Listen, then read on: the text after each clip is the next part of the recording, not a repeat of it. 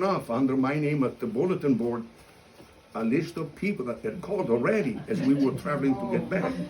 Under Father Luigi's number or name, another list of people calling. So I spent the whole afternoon and part of the evening answering phone calls. And meanwhile, the phone calls kept coming in. And guess what? One of the calls that night came from this lady. We never met, but she was listening to the radio station. And she never wrote the number down. She memorized the number.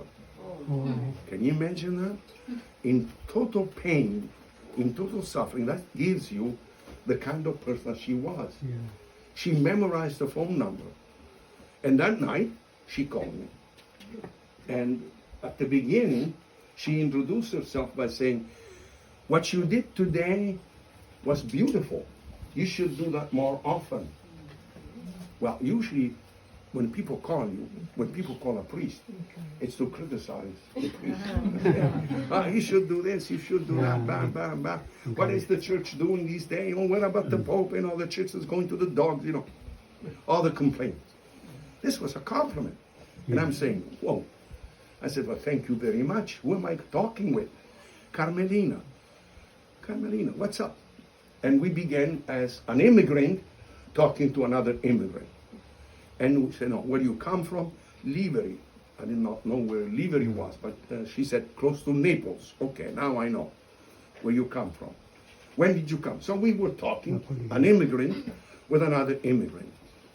And then, you know, what do you do for a living? Well, Father, I'm calling from a hospital. And who is sick? See, I thought she was visiting somebody at the hospital. And in the meantime, as they are paying the visit there, she would say, okay, I got a phone call to make, so I make a phone call. It took me at least 3-4 minutes to understand that she was the patient at the hospital. She was not visiting somebody. She was the one that resided. I said, wait a minute, you are not well. No, Father, I'm not well. I have cancer. I'm sorry. No, Father, it's okay. I mean, if you tell me that you have cancer and you have had it for a long time, and then she began telling me they operated on me, they cut my leg, the whole hip has been removed, my right breast is gone, the right leg is a piece of bone surrounded by decaying flesh. They come in, cut the flesh, and throw it out, etc., etc. I mean, I'm going like, who am I talking with? Is she fooling me? Is she trying to build a story? Well, I could see that she was not trying to deceive me in any way. And at the end, I said, can I come and see you? And what made me say that was the wisdom, the way she was talking. And she told me she had only 5 years of education in Italy, the same as I did. When I was in Italy, I came when I was 18 years old. And I had been out of school since grade 5. I was working in the fields. I come from a farming community. We had a farm. When I say farm, well, I'm not sure what you do in the Philippines and the way the Philippines are geographically speaking. Most of Italy is on mountains. There's a chain of mountains up the north and one chain through the whole peninsula. So there's only very little flat land like this. When I came from, there were 2 directions, up and down. There was nothing flat. So we start talking about where you come from, what's going on. And she's telling me that she has a fever higher than 41. And I'm saying, is she fooling me? Is she trying to trick me or something? Because it doesn't match.